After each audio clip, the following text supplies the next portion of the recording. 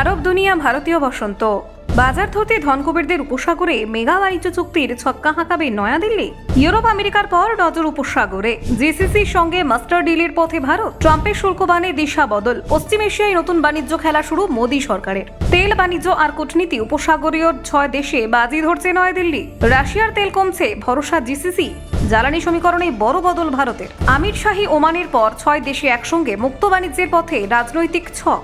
Europe America জয় করে এবার উপসাগর। ভারতের রফতানির পথে নতুন গতি। শুল্ক যুদ্ধের ধাক্কায় বিকল্প বাজার। পশ্চিম এশিয়ায় গেম চেঞ্জার চুক্তির ছক। 5000 বছরের বাণিজ্য সম্পর্ক। নতুন চুক্তিতে বহুগুণ বৃদ্ধির আশা কেন্দ্রের। জিসিসির সঙ্গে ফ্রি ট্রেড ডিলে হলে লাভবান কারা, হিসেব করছে ভারত। প্রবাসী ভারতীয় থেকে পেট্রো রসায়ন। উপসাগরীয় চুক্তিতে বহুমুখী লাভ।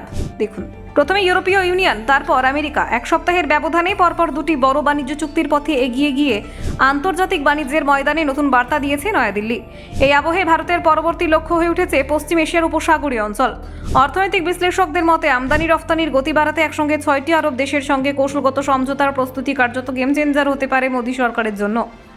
2025 সালে মার্কিন প্রেসিডেন্ট ডোনাল্ড ট্রাম্পের ঘোষিত পারস্পরিক শুল্ক নীতির জেরে আন্তর্জাতিক বাজারে বড়সড় অস্থিরতা তৈরি হয়। আমেরিকার ভারতীয় পণ্যের দাম হঠাৎ বেড়ে যাওয়ায় রফতানিতে ধাক্কা লাগে। সেই পরিস্থিতিতে বিকল্প বাজার খুঁজতে গিয়ে নয়াদিল্লির নজর ঘুরে যায় পশ্চিম এশিয়ার উপসাগরীয় দেশগুলির দিকে। এই অঞ্চলটির গুরুত্ব নতুন নয়। 1981 সালে বাহরাইন, কুয়েত, ওমান, কাতার, সৌদি আরব এবং সংযুক্ত আরব আমির শাহী মিলে গঠন করে উপসাগরীয় সহযোগিতা পরিষদ বা জিসিসি। সময়ের সঙ্গে সঙ্গে এই জোট ভারতের অন্যতম প্রধান বাণিজ্যিক অংশীদারে পরিণত হয়েছে।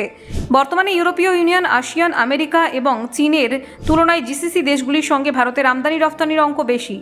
2024-25 আর্থিক বছর থেকে জিসিসি-ভুক্ত দেশগুলির সঙ্গে ভারতের দ্বিপাক্ষিক বাণিজ্যে উল্লেখযোগ্য বৃদ্ধি লক্ষ্য করা যায়। ওই অর্থবর্ষে বাণিজ্যের পরিমাণ দাঁড়ায় প্রায় 17,090 কোটি ডলারে। এর নেপথ্যে বড় ভূমিকা নেয় 2022 সালে ভারত এবং সংযুক্ত আরব আমির শাহীর মধ্যে স্বাক্ষরিত comprehensive economic partnership agreement CEPA চুক্তির ফলে দুই দেশের মধ্যে 80% বেশি পণ্যের উপর শুল্ক কমানো বা প্রত্যাহার করা হয়। এর সুফলে রত্ন, ইস্পাত, বৈদ্যুতিন সরঞ্জাম এবং রাসায়নিক পণ্যের রফতানি দ্রুত বেড়েছে।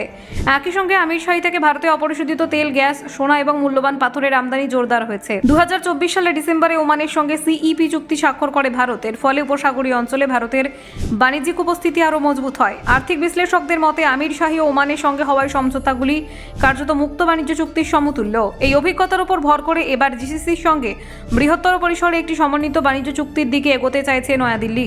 যদিও সরকারিভাবে এখনও চূড়ান্ত ঘোষণা হয়নি, তবে ইঙ্গিত মিলেছে যে আলোচনার কাঠামো ইতিমধ্যেই প্রস্তুত। উপসাগরীয় দেশগুলিতে 1 কোটিরও বেশি ভারতীয় নাগরিক কর্মরত। ফলে সম্ভাব্য মুক্ত বাণিজ্য চুক্তি কার্যকর হলে শুধু কর্পোরেট বা শিল্পক্ষেত্র নয়, প্রবাসী ভারতীয়দের আর্থিক স্বার্থ সুরক্ষিত হবে বলে মনে করা হচ্ছে।